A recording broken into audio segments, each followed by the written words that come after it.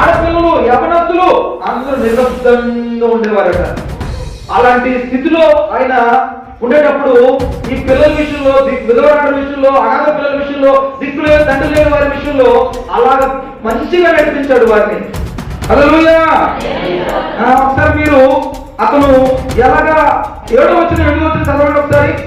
పట్టణపు గుమ్మమునకు నేను వెళ్ళినప్పుడు రాజవీధులు నా పీఠము సిద్ధపరచుకున్నప్పుడు యవనులు నన్ను చూసి దాగుకొనిరి, ముసలి వారు లేచి నిలవబడిరి, అధికారులు మాట్లాడటం మాని నోటి మీద చెయ్యి వేసుకొనిరి, ప్రధానులు మాట్లాడక ఊరకొనిరి, వారి నాలుక వారి అన్నిటికీ అడ్డుకొనెను. నా సంగతి చెవినబడిన ప్రతి వాడు నన్ను అదృష్టవంతులుగా ఎంచెను. నేను కంటబడిన ప్రతి వాడు నన్ను గురించి. అంటే అంత నడుస్తుంటే మనం ఎవరెవరు ఎమ్మెల్యే ఊర్లో పెద్ద మనిషి అందరికి మేలు చేసి వస్తుంటే అంటే ఆయన వస్తే అందరూ రోడ్డు మీద తేలుస్తున్నవాడు. అంటే అతను పలుకుబడి, అతని పేరు, అతని సాక్షి, గొప్పతనము అలా ఉంటుంది.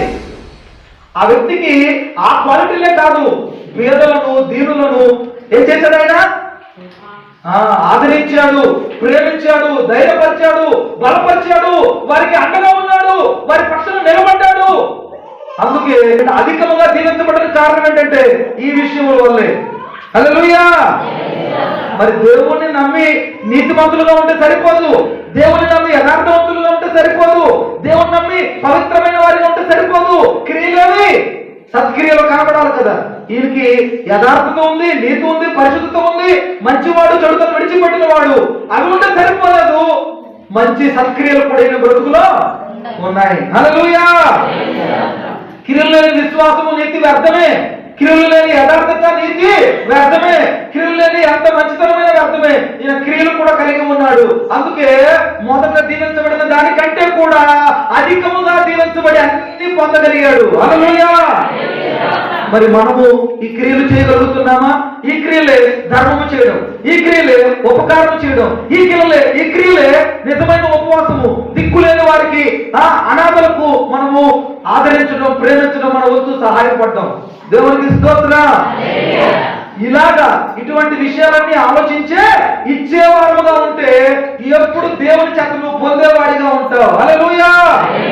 అందుకే వాక్యము చదివిస్తుంది లూకా సువార్త 6:38లో, ఇవ్వుడి అప్పుడు మీకు ఇవ్వబడును. హల్లెలూయా. అంతే అర్థం చేసుకోవాలి, దాన్ని తప్పుగా అర్థం చేసుకోవాలి. నువ్వు ఇవ్వకపోతే నీ మనసులో ఏది ప్రేరేపిస్తే అది చేయి. నీకు ఇవ్వడానికి స్తోమత లేదు, లేకపోతే సామర్థ్యం లేదు, మరొక బలహీనత, మరొక కష్టం, మరొక శ్రమ ఉంటుంది. నేను అడిగినప్పుడు, దేవుడు చెప్పినప్పుడు నీకు ఇబ్బందులు ఉంటాయి. దేవుడు చెప్పినప్పుడు నీ ఇంట్లో డబ్బులు లేకపోవచ్చు. ప్రభువా నా పరిస్థితిలో ఉంది, అయినా మా సేవకులు లేకపోతే నీ వాక్యంలో చెబుతుంది అయ్యా, అది చేయాలని ఉంది, కానీ నా పరిస్థితి బాగలేదు.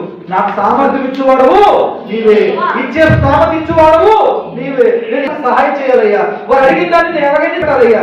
వారు అడిగారు, నోరు తెరిచి అడిగారు, నేను ఆ స్థితి, ఆ స్తోమత నాకు దయచేయమని అడిగితే అది ఎంత మంచి మనసు, ఎంత మంచి మనస్సాక్షి. హల్లెలూయా.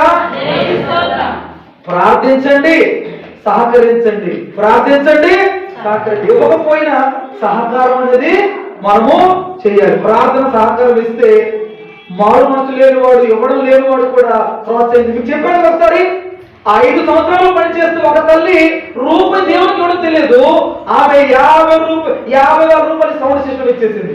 ప్రార్థన 5 సంవత్సరాలకైనా పనిచేస్తుంది. హల్లెలూయా. ఇది అర్థమైందా? ఎప్పుడు ఏ సేవకుడో తెలియదు, ఆమె 50,000 రూపాయలు సౌండ్ సిస్టమ్ కి సంతోషంగా ఇచ్చేసింది. దేవునికి స్తోత్రం. అది అంత కష్టం అండి. 500 ఇవ్వడం అక్కడ 50,000 క్యాష్ తీసుకొని సౌండ్ సిస్టమ్ కొనని చెప్పడము ఎక్కడ? అంటే ప్రార్థిస్తే ఇవ్వని వారి మనసు కూడా కరిగి వారితో దేవుడు అద్భుతాలు చేస్తాడు. కనుక సంఘములో మీ అవన బిడ్డలు దేవుడికి ఇచ్చేవారిగా ఉంటే వారు ఎప్పుడు దేవుని దగ్గర నుండి అనేక మార్గాలు, వారి వ్యాపకము, ఉద్యోగము, అనేకమైన పథకాలు, అనేకమైన కార్యాల ద్వారా వారు అనేక త్రోవల నుండి వారు పొందుతూనే ఉంటారు. హల్లెలూయా. కాబట్టి మనమందరం అలాంటి ఆలోచన చేద్దాం. ఈ ఆలోచన ఆశీర్వాదకరమైన ఆలోచన. దేవునికి ఇచ్చే విషయంలో మంచి ఆలోచన చేస్తే ఎప్పుడు అది ఆశీర్వాదమే, ఎప్పుడు దేవుని చేత పొందే స్థితిలోనే ఉంటాం. అందుకే మీరు మంచి ఆలోచన చేయండి. దేవునికి ఇచ్చే విషయంలో మీ బిడ్డల్ని ప్రోత్సహించండి, ప్రోత్సహించి ప్రేరేపించండి. అమ్మా నీ చదువుకు చాలా డబ్బులు ఖర్చు పెట్టుకుంటున్నావు, అమ్మా నీ సెల్ ఫోన్ చాలా డబ్బులు ఖర్చు పెడుతున్నావు, లేకపోతే నీ కొరకు నీ వ్యక్తిగత విషయాలు చాలా డబ్బులు ఖర్చు పెట్టుకుంటున్నావు. దేవుడికి ఇలాంటి పరిచయకు ఇవ్వమా అని నీ కూతుర్లు కొని, కొడుకులు కొని, అన్నదమ్ములు కొని, అక్క చెల్లుకో తెలియచేయండి మాట. హల్లెలూయా. నా స్పాన్సర్ నాకు తెలుసు, నాకు నెలకి 10,000 ఇచ్చే స్పాన్సర్ తెలుసు. ఒక చిన్న టీచర్ ఎన్నో ఖర్చులు మానుకుని నాకు జీతం పంపిస్తాడు ఆయన, ఎన్నో ఖర్చులు మానుకుని నాకు జీతమైనా పంపిస్తాడు ఆయన. ఆశ్చర్యం అనిపిస్తుంది.